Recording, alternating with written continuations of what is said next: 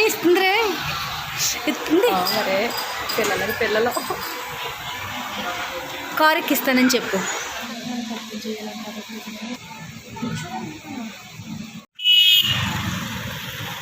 ఇది కూడా తిప్పు.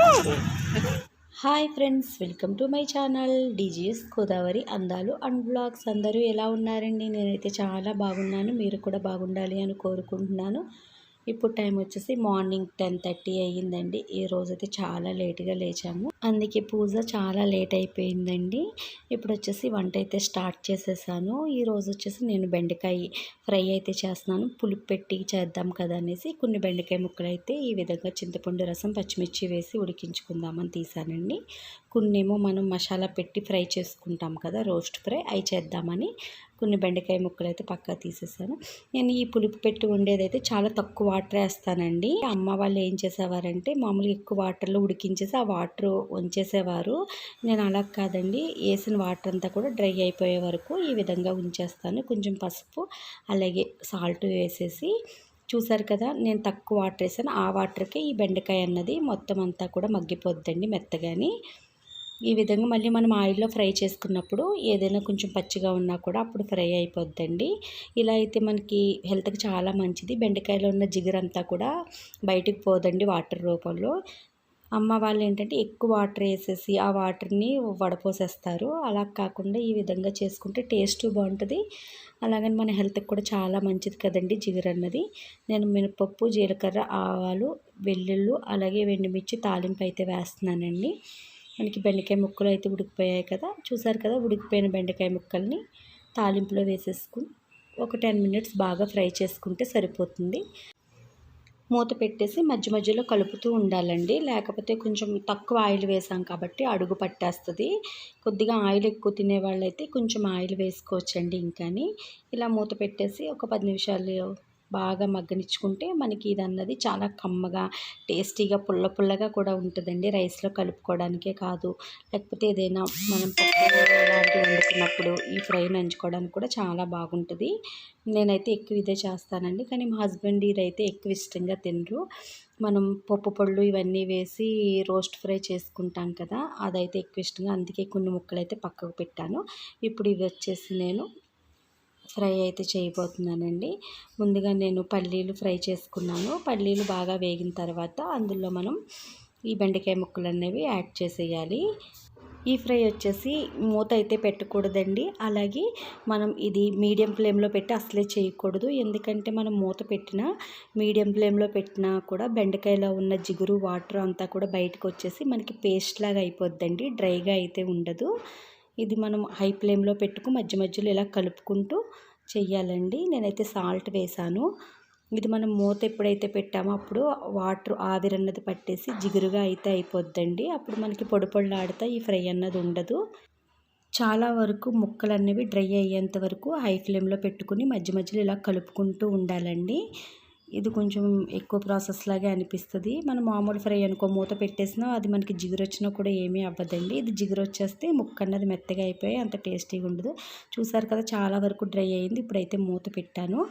మూత పెట్టి ఒక 10 మినిట్స్ ఉండిచ్చిన తర్వాత ఈ విధంగా అయితే మనకి ఫ్రై అన్నది అయిపోయింది. చూసారు కదండి, ముక్కలన్నీ మనకి బాగా దగ్గరగా అయితే అయిపోయాయి.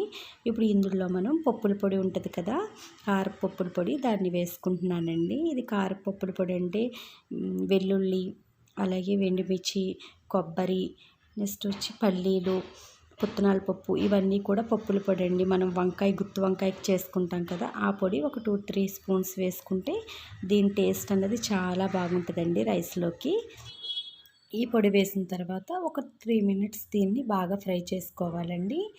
అంతేనండి. ఇప్పుడు ఇందులో మనం టేస్ట్కి సరిపడగా సాల్టు అలాగే కారం అయితే వేయనవసరం లేదండి, ఎందుకంటే మనకి ఇందులో ఎండుమిర్చి ఉంది కదా పొడిలో, అందుకని నేనైతే కారం వేయలేదు. కొంచెం పసుపు అలాగే టేస్ట్కి సరిపడగా ఇంకా సాల్ట్ తక్కువైందని సాల్ట్ వేసి కలుపుతున్నానండి. మన దగ్గర ధనియాలు, జీలకర్ర పొడి ఉంటే అది కూడా వేసుకోవచ్చు. అంటే మనం ఇది రైస్లో కలుపుకున్నప్పుడు ధనియాలు జీలకర్ర పొడి ఇవన్నీ వేయటం వల్ల ఏంటంటే చాలా కమ్మగా అయితే ఉంటుందండి ఈ ఫ్రై మనకి మరీ ఎక్కువ అయితే అయిపోదు, కానీ రైస్లో బాగా కలుస్తుంది, చాలా టేస్టీగా కూడా ఉంటుందండి. మనం ఫస్ట్ పులుపు పెట్టి వండాను కదండి, ఆ ఫ్రై కంటా కూడా ఇది ఎక్కువ టైం పడుద్దండి. ఎందుకంటే ఆయిల్లోనే ఇది వేగాలి, పచ్చి లేకుండా బాగా మగ్గాలి కదా, అంత కొంచెం టైం తీసుకుంటుంది. ఫ్రై అయితే టేస్ట్ మటుకు చాలా బాగుంటుందండి. ఈరోజు వంట వచ్చేసి ఇదే. ఇప్పుడు మేము వచ్చేసి ఈ పిల్లవాడికి టాటూ వేయించడానికి సెంటర్ సిఎంఆర్కి అయితే బయలుదేరాము. ఈ రోజైనా త్వరగా వెళ్ళిపోదాం అనుకున్నాము. ఇంటి దగ్గర నుంచి బయలుదేరి కొంచెం ఫ్రంట్కి వచ్చి మెయిన్ రోడ్ ఎక్కేమో లేదో షూ వచ్చేసి మొత్తం అడుగంతా కూడా ఇలా అయిపోయిందండి. అంటే ఎండకి ఎండిపోయి బాక్స్లో వానకి నానిపోయింది, అందువలన అనుకుంటానండి మొత్తం అడుగంతా కూడా ఈ విధంగా ఊడిపోయింది. మళ్ళీ ఇంటికి వెళ్ళి చెప్పులు తీసుకుని మళ్ళీ అయితే బయలుదేరాము. మొత్తం మీద ఎలా అయితేనో సెంట్రల్కి అయితే వచ్చేసామండి. ఈ రోజైనా టాటూ వేస్తారో వెయ్యరో అనుకుంటానే వచ్చాము. అలాగే అయ్యిందండి. ఇక్కడ కొత్తూరులోకి ఒకరికి వేస్తున్నారు, ఇంకో అతనంట 3 times వచ్చి వెళ్ళాడంట. అతనికి కాల్ చేస్తాం మేడం, అతను అయిన తర్వాత మీకు వేస్తామన్నారు. ఇంకేం చేస్తామండి, ఇక్కడే కూర్చున్నాము. ఇంక అటు ఇటు వెళ్తే మళ్ళీ ఈ పిల్లల్ని ఆపలేకపోతున్నాం అనేసి ఇక్కడే కూర్చున్నాము. ఈ చిన్న పాపకి చెవులు కుడుతున్నారండి. పాపం అది గన్ను పెట్టినప్పుడు ఏం మాట్లాడలేదు, తర్వాత అదైతే తెగ ఏడ్చింది.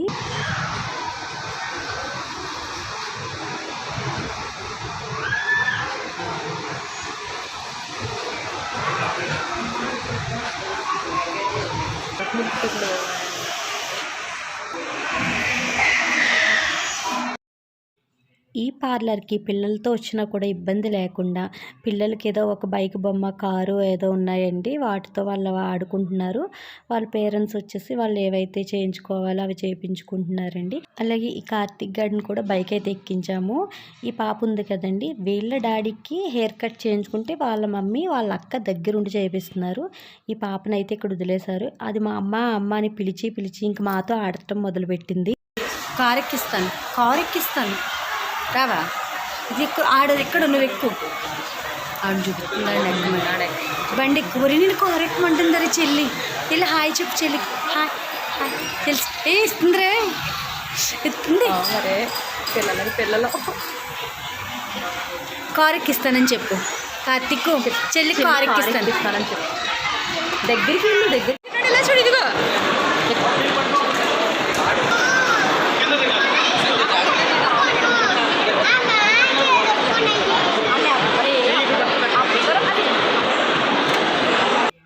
మేము వచ్చి అప్పుడే 2 hours అవుతుందండి. లోన ఆడు బైక్ మీద, కారు మీద మా ఫ్రెండ్ వాళ్ళ చిన్నోడు ఆడి వాడికైతే బోర్ కొట్టేసిందండి. ఇంకా బయట పడిపోయి ఇప్పుడు ఈ షాపులన్నీ తిరిగేద్దామన్నాడు.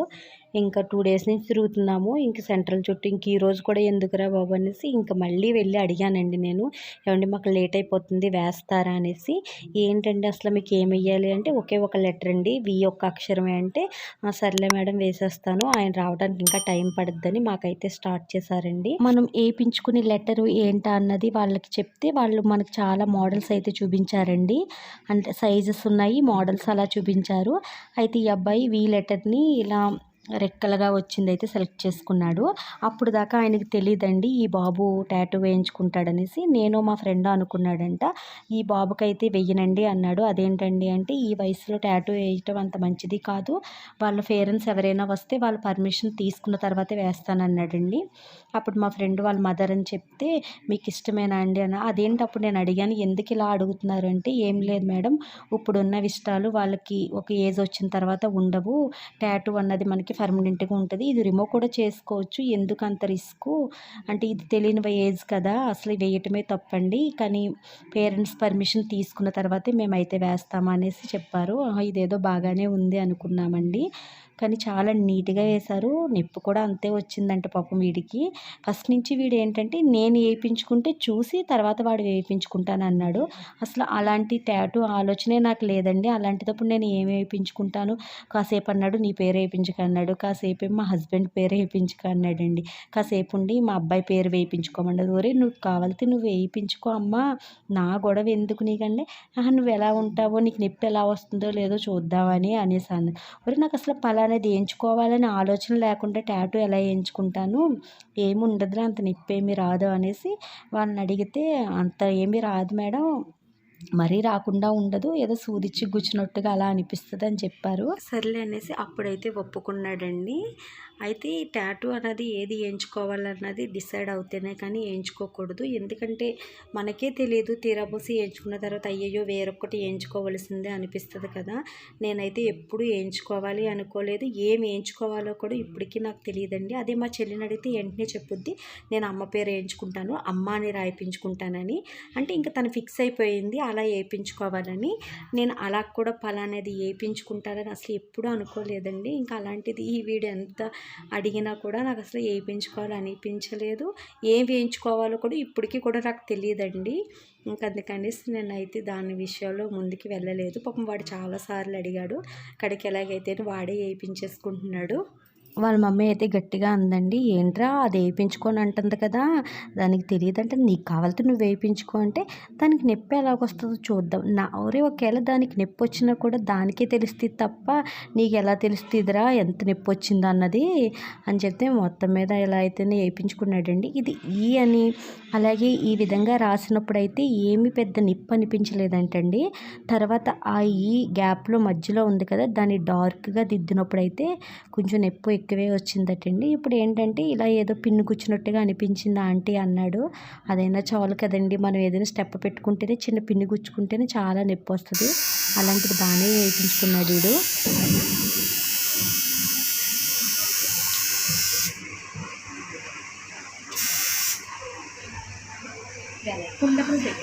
కనిపిస్తావు.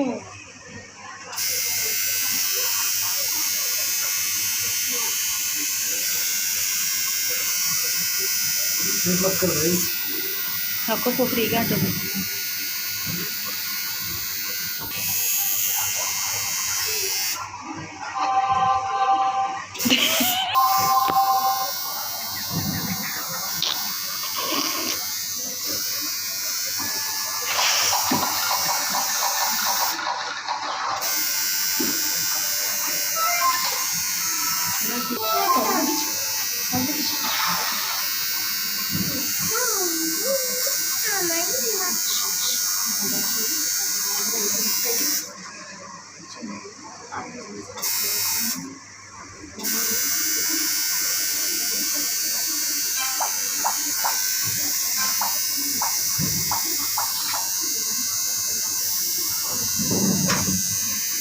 ₹1000 ఇచ్చి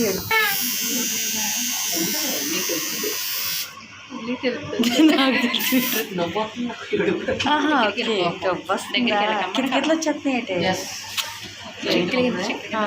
వెనకుండు కలపకండి.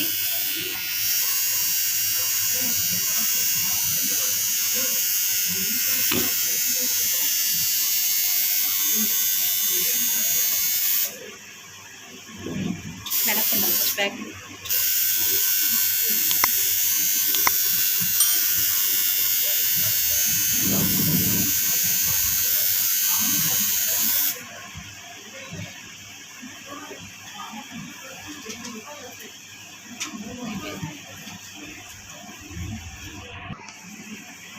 వెనకుండా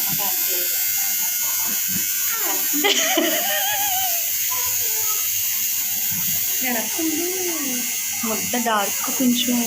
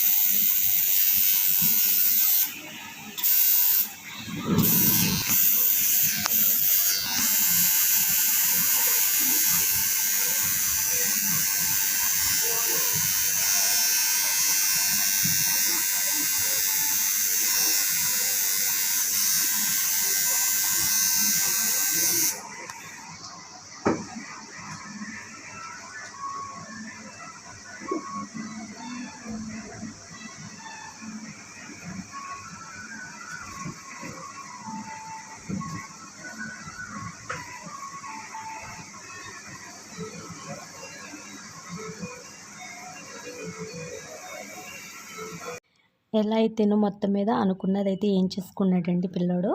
ఈ లెటర్ ఏయించుకున్నాడు. దీనికి 1000 తీసుకున్నాడండి. ఈ సైజ్ లెటర్‌కి అయితే. ఇది 2 డేస్ వరకు వాటర్‌లో నానకూడదన్నాడండి. 2 డేస్ నుంచి 3 పూటలా కూడా దీనికి మనకి యాజ్లిన్ ఉంటది కదా! యాజ్లిన్ రాయమన్నాడండి. ఇదికి ఈ విధంగా స్టిక్కర్ అయితే వేసేసాడు. కానీ బ్లడ్ అయితే వచ్చిందండోయ్. ఒక హాఫ్ అన్ అవర్ తర్వాత వాటిలోంచి బ్లడ్ కారటం అయితే చూసారు కదా! ఈ విధంగా బ్లడ్ అయితే కారింది.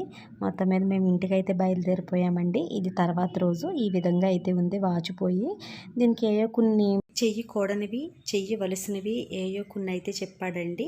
అక్కడ ఒక లిస్ట్ అయితే రాసి పెట్టారు. దాన్ని ఫోటో తీసుకోమన్నారు. ఇందులో వచ్చేసి 6 అవర్స్‌కి ఒకసారి యాజ్లిన్ రాయమని, నెక్స్ట్ వచ్చి పప్పు దినుసులు లాంటివి తినకూడదంటే చీమ్ పడుద్ది కదా! అది ఒకటి. దీనికి తర్వాత స్కిన్ తొక్కలా ఊడొద్దని ఏయో చాలా అయితే రాసి పెట్టున్నాయండి. ఏదైనా ప్రాబ్లమ్ ఉంటే కనుక వాళ్ళ కాంటాక్ట్ నెంబర్ ఇచ్చారు. వాళ్ళని కాంటాక్ట్ అవ్వమన్నారండి. ఈరోజు వీడియో అయితే ఇంతే. ఈ వీడియో మీకు నచ్చినట్లయితే లైక్ చేయండి, షేర్ చేయండి. అలాగే మరిన్ని వీడియోలు మన ఛానల్లో మీరు చూడాలి అనుకుంటే మన ఛానల్ని సబ్స్క్రైబ్ చేసుకోవటం అయితే మర్చిపోవద్దు ఫ్రెండ్స్. Bye friends. మళ్ళీ నెక్స్ట్ వీడియోలో కలుసుకుందాం.